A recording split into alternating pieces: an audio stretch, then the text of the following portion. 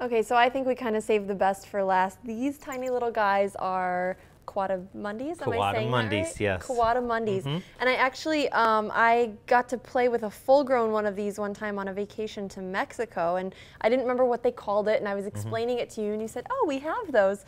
The one I played with was much bigger, though. These are little tiny babies. These are 2-week-old babies. Oh my So they get quite large. They get around raccoon size, or maybe a little longer actually than our raccoons that live around here. Yeah, the adult that I played with kind of reminded me actually of a raccoon.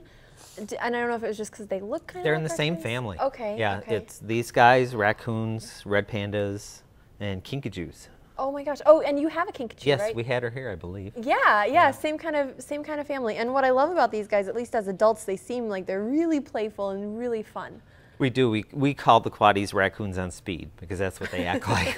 Yeah. They never stop moving. Oh my gosh. So you have mom with you, obviously. Yes, mom and dad. Zoo. Mom and dad. Now, they're not monogamous, though, like the other one that you just had out here, are they? No, they're much different. These animals are going to live in large troops, but the troops are females only. Boys are not allowed. Really? So well, what do the boys do? Well, when the baby boys get too old, the girls will run them out of the troop, and they have to live either by themselves or sometimes they form a bachelor troop. That's so sad. They will let them visit, of course, during the breeding season. It kind of reminds me of the Kardashians, how all the boyfriends are like on the edge and the girls run things. Right, it is. Oh my gosh, that's so funny. So you said they get to be about the same size as a raccoon. Right. Do they act similar to a raccoon? Because I guess raccoons I've only ever seen in the wild, and they don't seem that friendly. Right, they're not. Well, these guys, it's unusual for them to be that friendly around people too, but they're a different thing because these guys are day active. Our raccoons are nocturnal around here, and these guys are active all day and sleep at night. Oh my gosh, this one's sleeping right. I don't know if you guys can see this. It's sleeping right, curled up in my hands like that. That must be hard to get comfortable with such a large nose. I noticed when he kind of turned his head to sleep in my hands, he had to adjust the nose all the way around to kind of curl it in. Well, that nose gets even longer as they get older, and it's very flexible. It'll bend up to 60 degrees. 60 degrees? Yeah. What, like on its own? Yeah, on like, it, well, they'll or just, do they turn their head? No, they'll like get their nose into nooks and crannies to find bugs, and that nose will just like turn right into nooks and crannies.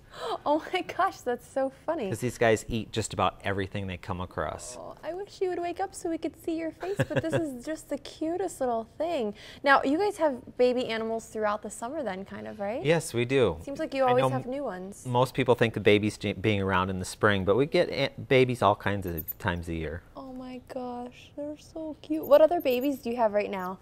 Everyone you brought was a baby. Everybody we brought was a baby. And then some of the other ones we've got that are still there that were born this spring, a little older babies we have, like our baby porcupine and some other things. Yeah. Okay.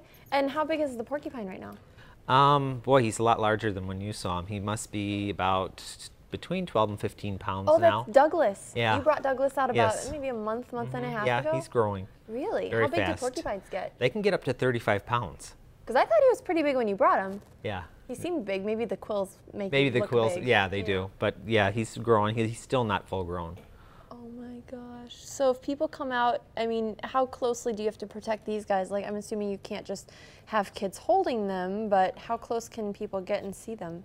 We won't have kids hold these, but they will be in the Animal Encounter show, and we will take them around. The kids can all pet them gently. Oh my gosh, how cool. Yeah. Now, you guys had a really interesting opportunity recently.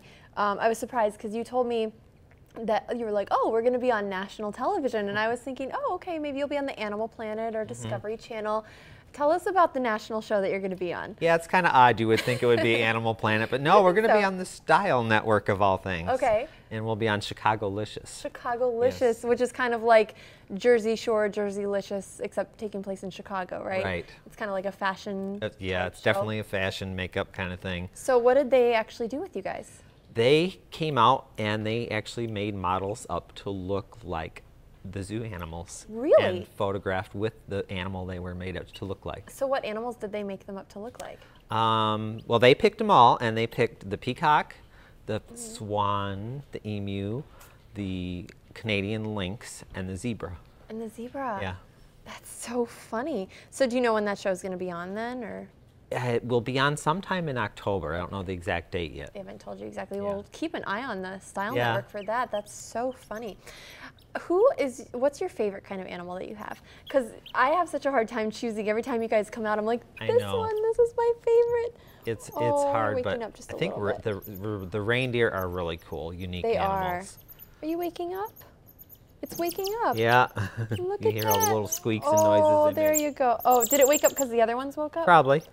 That's so funny. Their squeaks are so bizarre. It's like a bird. Yeah. Is that the sound the adults make too? The adults Chirp, chirp, make a chirp. similar noise, but it does change as they get older. It gets a little deeper. Okay. These are pretty high pitched at this age. Oh my gosh. It reminds me of like those bird whistles you buy as a kid, like those little plastic bird whistles. Yeah.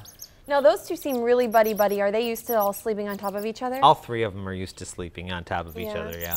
Which one's the, now you have two girls and a boy? There's or two boys? girls and a boy, yeah. Okay, which one's the boy? I'd have to take a peek. Oh, okay. Oh my gosh, you're awake, hello.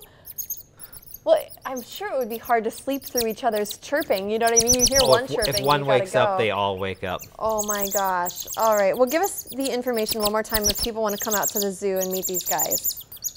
You can contact us at summerfieldfarmandzoo.com, and we're right in Belvedere, just about 2 miles south of 20, so it's very easy to get to and very close for people. Gotcha. So much fun. All right, I wish we could do this forever, but we do have to go. We're going to have this information for you one more time after the break if you're interested. So much fun to do with your kids, and you guys are open through November. Yes, right? our last weekend will be November 3rd and 4th. Okay, so you've got some time to get out there and meet some of these animals. We will take a quick break and we'll be right back.